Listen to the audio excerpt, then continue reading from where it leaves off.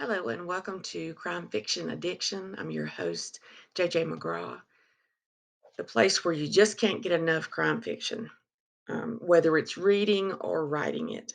So today we're going to be talking about the second trilogy, the first book, which is A Killer Blends In. To tell you a little bit about it, the synopsis basically, this is a whole new group of characters. And the first one that comes into play is FBI Special Agent Logan Ford. And he has some things that had happened from his past that have been buried for a while. And now they're cropping back up. Um, People are dying. And so he basically is forced to um, go back to his past and look into it. And one of the things that really hurts him is the fact that his mother and brother were killed in a fiery death. And so that sort of starts it out. And it he has something that's hidden. Doesn't really know that. Finds out from his father. But anyway, he's got to retrieve that in order to really connect what's going on, and it's something that his father took years ago, so that's one of the reasons for, the deaths of his mother and brother, but, they're decisions that he's got to make. He's people are gonna get injured or they die, and, he's gotta make some right choices. If he doesn't, then, it's fate can take over and who knows what's going to happen, which I'm not about to tell you what the end of the book is. But anyway, it's called A Killer Blends In. This is the first book in the second trilogy. And actually, all the guys on the front page I worked with in law enforcement, and they're all characters in the book. And there will be two more after this, but just to talk to you a little bit about A Killer Blends In. We had a great time when we did the photo shoot for A Killer Blends In. And I'm going to add some of those pictures at the end of the video. And but it was a blast, and I think the guys enjoyed, you know, the shoot, and they also enjoyed being in the book. And I really do appreciate each one of them for being there and being supportive and being a character in the book.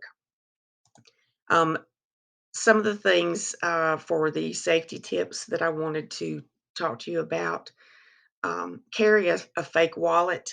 I know that guys usually keep their wallets in their back pocket, but it's just easier for someone to grab and you can't feel it. So you really need to put it somewhere where it's safe and out of reach from somebody that can walk by and just take it out of your pants pocket.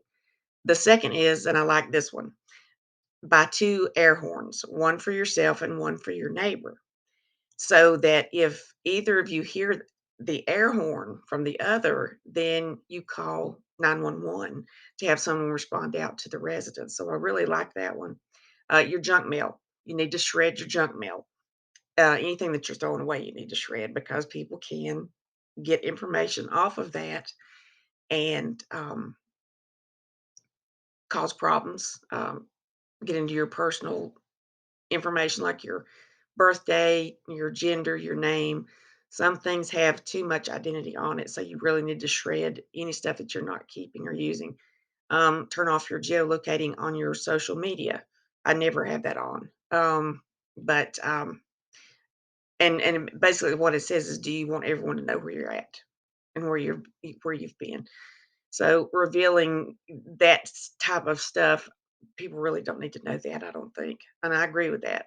Learn how to spot a liar. Sometimes that's hard, but if someone's trying to deceive you, and I think one of the things is are these phone calls.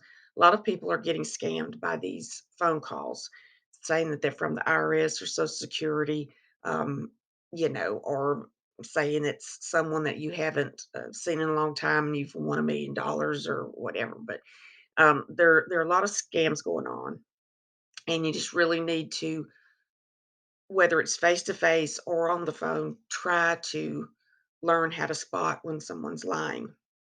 Um, the sixth thing was think like a burglar. If you go around your house, walk around outside and inside, and look to see, are there areas where it would be easy access, or if you were a burglar and wanted to get into your own home, where would be the easiest place to do that?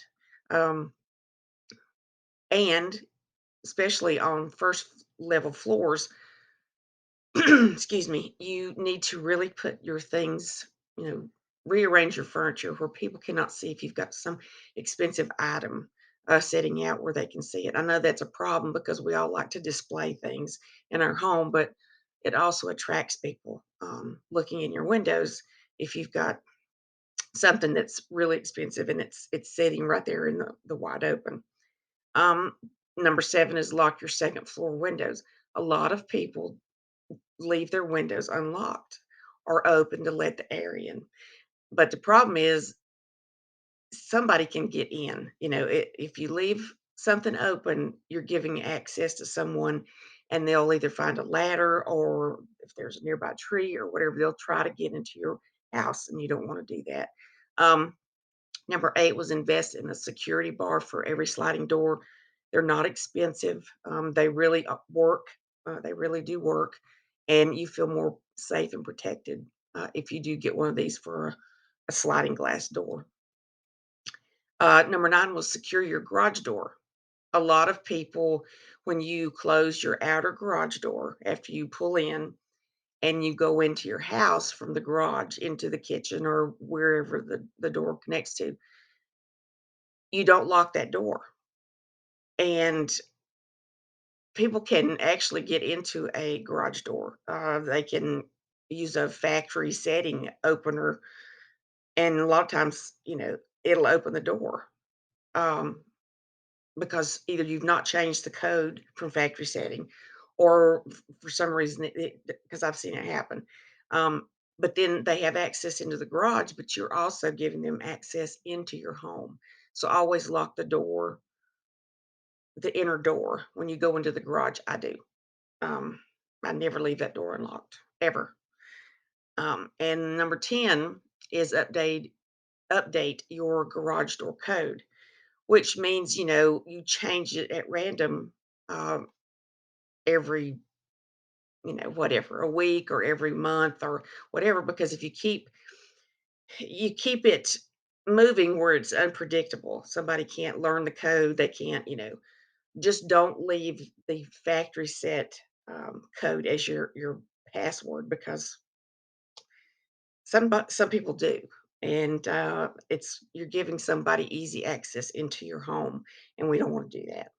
Um, Next time, and of course this is a short one this time, but next time we'll be talking about book two, which is The Chosen Five. It continues on into the second trilogy. We've got the same characters and some new characters added into this next one, but and I think you'll enjoy it. But I hope you will read um, starting this trilogy, A Killer Blends In, and leave comments or reviews. If you have questions, please leave a review or a question. You can reach me at my website or on Facebook. Also, if you would just click the subscribe button to YouTube, I would really appreciate it.